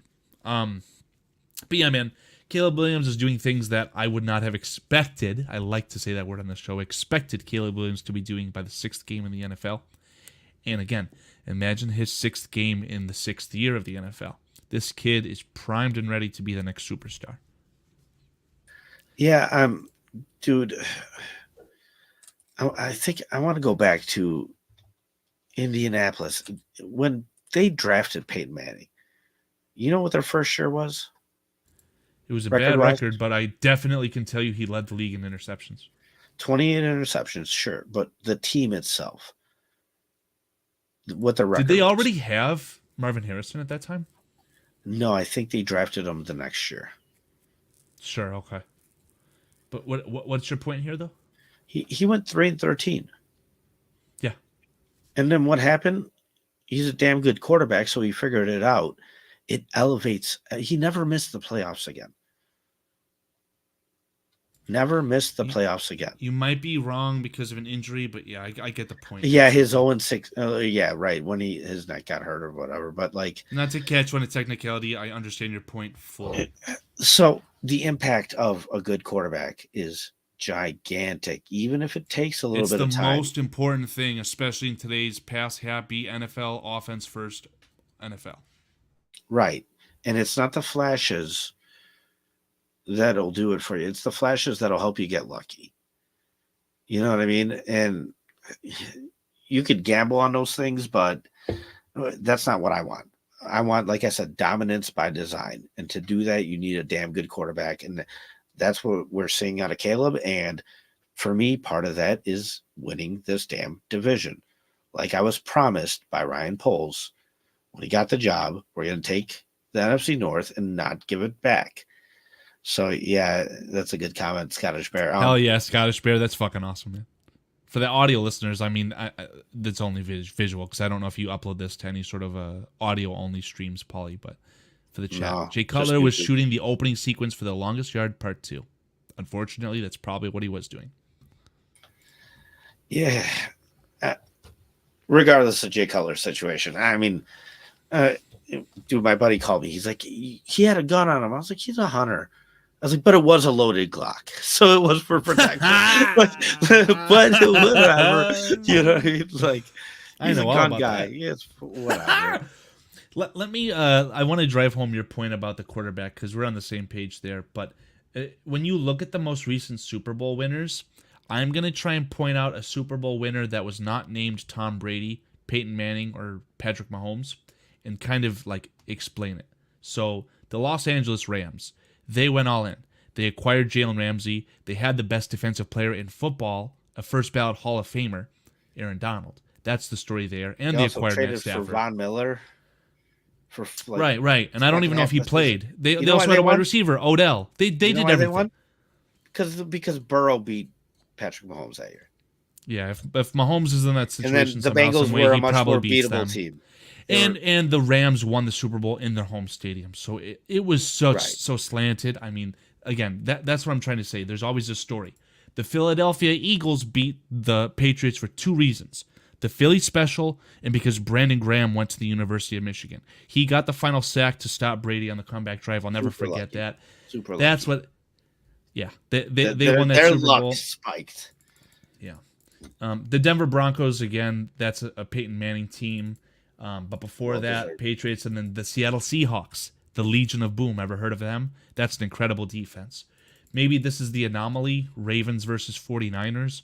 Again, Ravens, fantastic defense, and Joe Flacco, legendary playoff run. Okay, but then look at that situation, Ty. Everybody and their mother. Now, I don't know.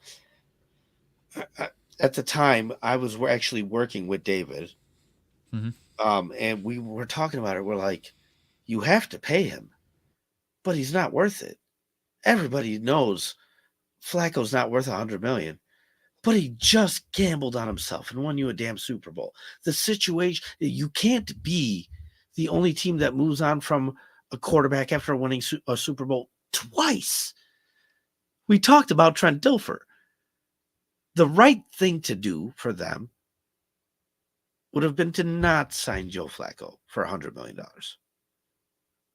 Because he never won one again. In the same breath, not paying him would have been asinine, in my opinion. So it'd be an asinine move not to pay Joe Flacco, but it was the wrong move to play. It was dictated by the situation.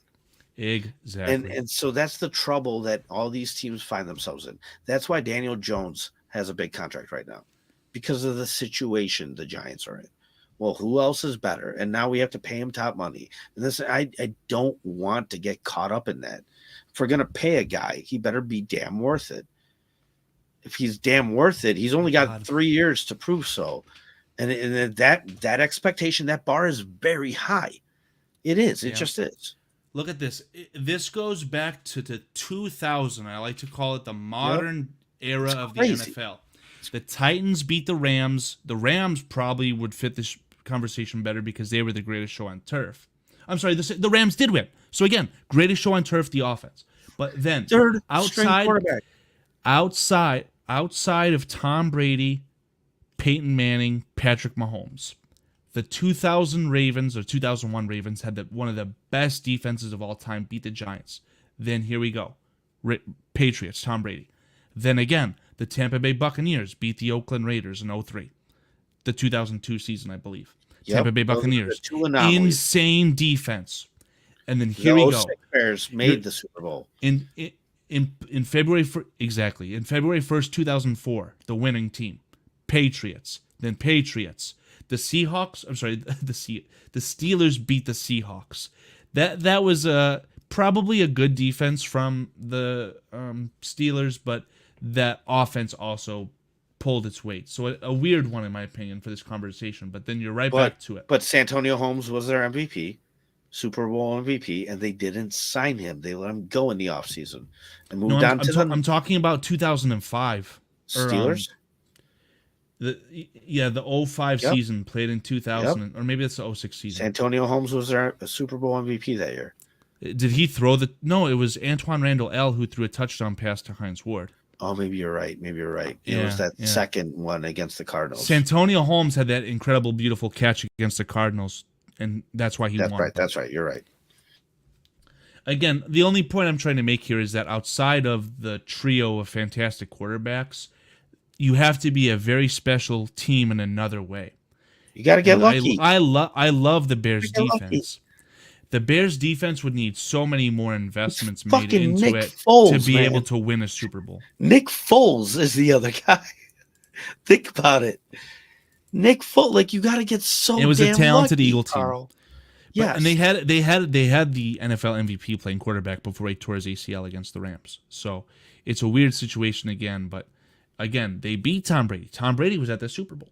So I think we're in lockstep. You need the best quarterback in the NFL, arguably, top 2-3 quarterback in the NFL to make the Super Bowl and then win it. So right now it's really Patrick Mahomes, Joe Burrow, Josh Allen, Lamar Jackson. Those are the only guys that are truly competing for this thing, right? CJ Stroud, much to my chagrin, might enter that conversation. We have to see. He hasn't done it yet. Right, exactly. But like we talked about, so CJ Stroud has elevated the play around him on offense. He has elevated a below average offensive line for my money into being at least average. He has taken an unknown Nico Collins and made him one of the best wide receivers in the NFL. He is elevating Tank Dell, and in my opinion, Stephon Diggs better. So and then now, because they have to cover the pass, okay, let's go get Joe Mixon. So CJ Stroud is the whole cog. Fifth AFC team? This is what I'm talking about, man. So, like the NFC, they're going to be hosting a home playoff game because they're going to win the division. Who's the best quarterback in the NFC? Dak Prescott, Kirk Cousins, Brock Purdy, my God. Jordan Love. It's like this thing's up for the taking. Absolutely. Because if the Bears were a team in the AFC and they got Caleb Williams, talk about a bloodbath more than it already is. That would be a disgusting situation. My preference is that we have a guy better than we've had before, which is low bar. My expectation is that we take control of the entire NFC, not just the NFC North, but that we have the best quarterback in the NFC by a mile, because that's what's available and that's the opportunity at hand. My desire is that he becomes Patrick Mahomes or Tom Brady. So if you wanted a clear definition on all three of those, there they are. Right.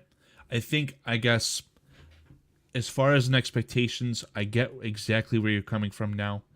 But as far as your expectation, I guess, let's just clear the air. They're just high, man. They're just high. Do you expect the Bears to win the NFC North, or at the very least sneak into the playoffs as a wild card team? Do you expect that? From what I've seen so far this year, my answer changed from no to yes. That feels very impactful. Yeah, it is. That feels like the Bears have done a number on you in a good way. No, it's Caleb that's done a number on me. That's what I'm saying, man. Like, I'm impressed a lot. And so that's why, as scarred as I am as a Bears fan, no, this looks real to me. It feels real. It is real. I know what I'm seeing. Like, this kid, barring injury, like that's the only thing.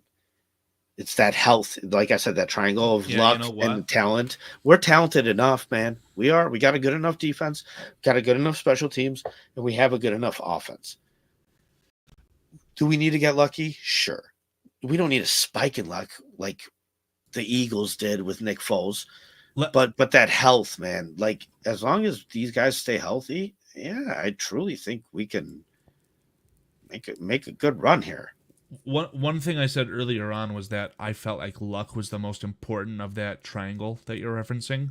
I think that the luck of ensuring that your stars don't get healthy, that is what I mean is you can't really control that, right?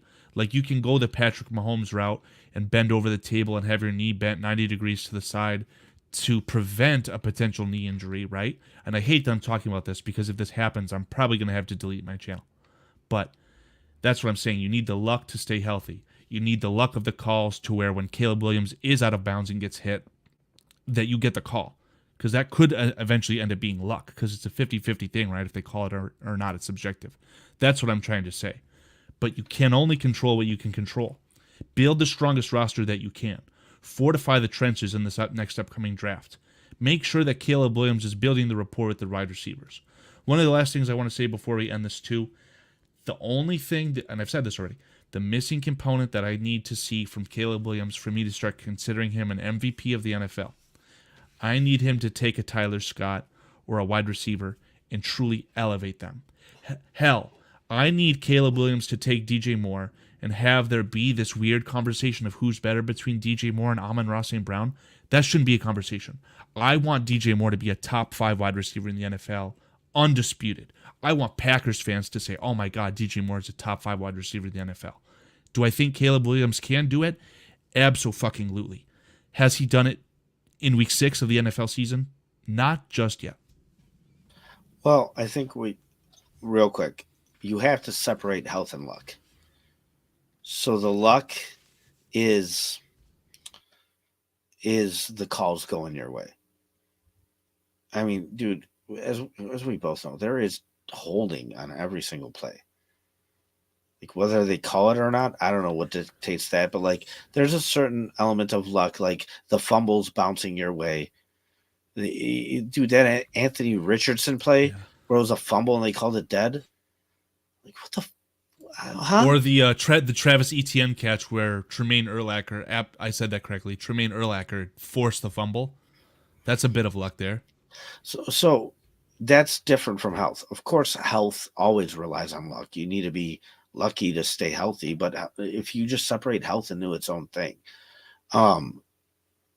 then that could do it too. Like, because like I said, with the Eagles, they didn't stay healthy. Carson Wentz got hurt. Their backup in Nick Foles came in and got really damn lucky and was a Super Bowl MVP, right? Like you could still do it despite the health. It's just a very, very, very rough road. And there aren't many examples of it actually succeeding, but it's possible. Do you know what you should do, Paulie? Because I think if you're ever going to talk about this again, and I feel like you have talked about this on your own show or anyone else's show, you either need yourself or you need someone like a professional. Let's shout out J2K here. I think that you should make this triangle that you're talking about, and I'm sure it's not a unique point to yourself.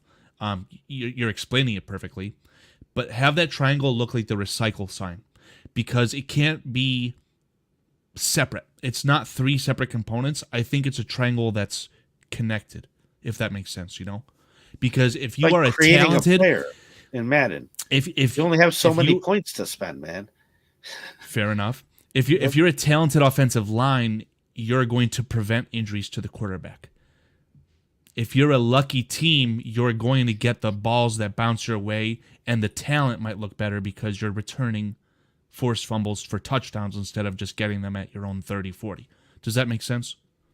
Yeah, and if you're a talented quarterback, you need the least of everything. Like, you don't need the luck because you're putting the ball on the back shoulder of Keenan Allen 100%. And telling the 2 players on the Jaguars who are in perfect position, you're telling them, fuck you. So the situation we have now with DJ Moore, with Keenan Allen, with Rome Odunze, it's there to help Caleb grow. Once Caleb does grow, then we'll see if he can make wide receivers out of no names. Yeah, it's just too premature for that. Like, this is set up for him to gain the confidence, gain the ability, gain the experience. And once he does, and the money will shift towards him when it does, the expectations become different. Now, you can't afford all that. Like, unless you're smart like Tom Brady, take a fucking lesser deal so that you can afford more balance on the team. And that's just, there's only one example of that, and it's Tom Brady. I don't understand why teams don't do it more often. Like we said, Patrick Mahomes' deal is very favorable, but I just, dude, the blueprint's there. It's there. Yep. Yeah. No, that's the subsequent point of this podcast. This episode has been the framework to success for the quarterback position. And again, Patrick Mahomes' contract, $450 million over 10 years. Those are disgusting numbers. But what does it boil down to?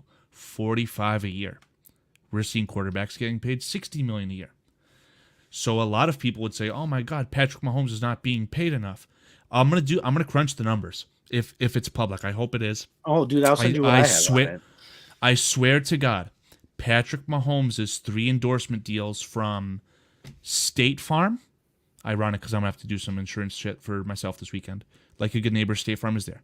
Head and Shoulders, and he's got one more, some sort of food deal. I think it's Subway. Those 3 endorsement deals combined, that salary annually, I promise you, would put him in top 10 most paid quarterbacks in the NFL. I promise you. And I just want to end this just by commenting on what just Scottish Bear just said. You also got to get lucky with your coordinators.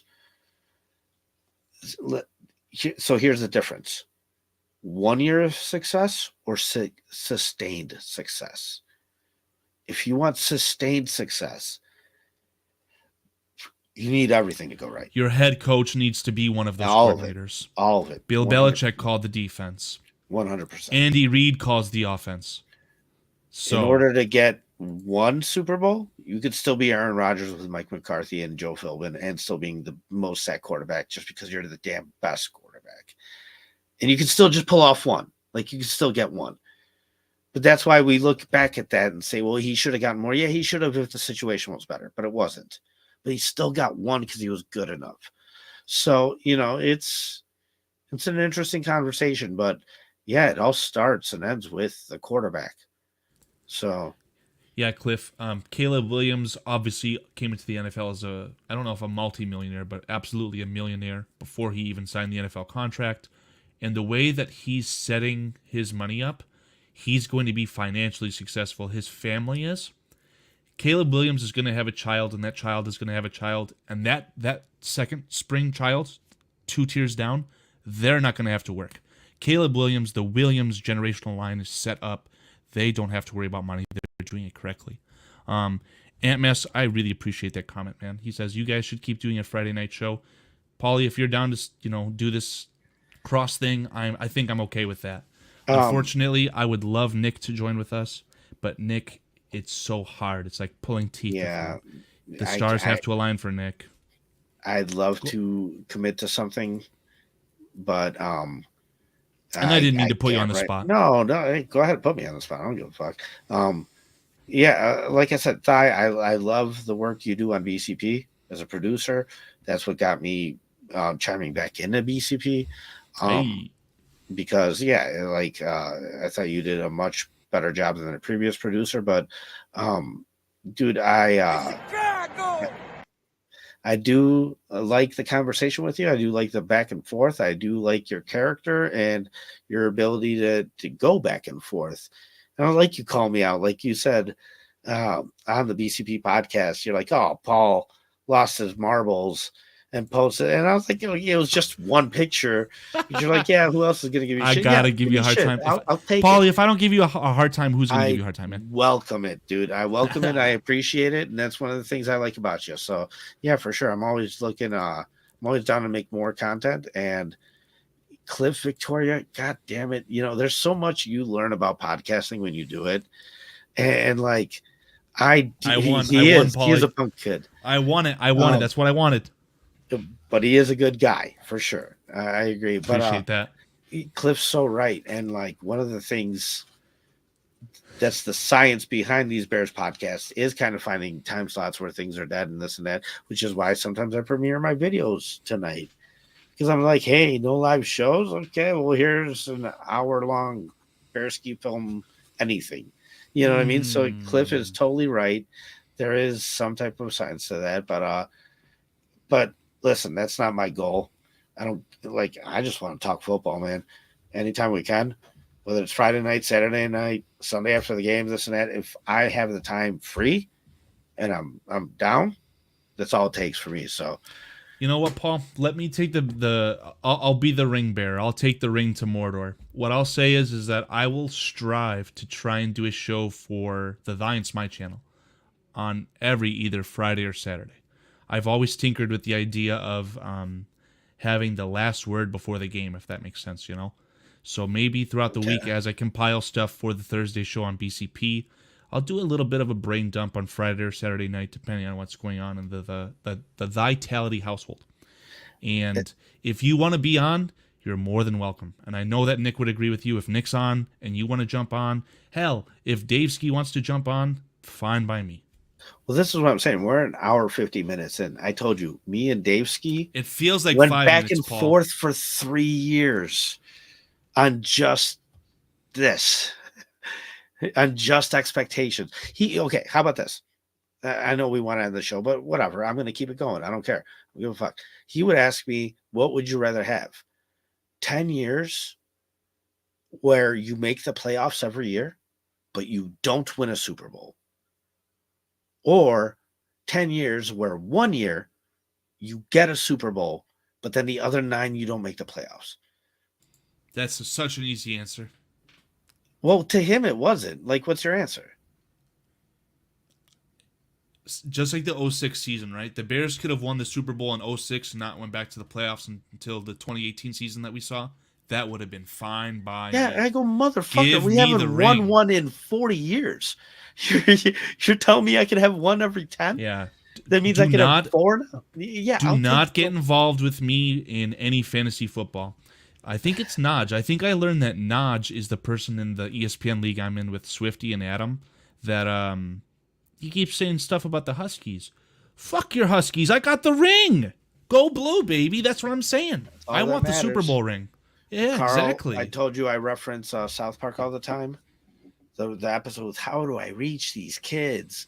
When he's playing basketball with the one girl and he's like smacking her. He's like, but what's the score? He's like pretending to be Bill Belichick, cheating. He's like, but what's the score? But what's the score? Dude, that's all that matters. You either get it or you don't. That's why I said everything else is cute. But like, until you beat Patrick Mahomes and Andy Reid right now, because they're better than the Patriots. They're going to be.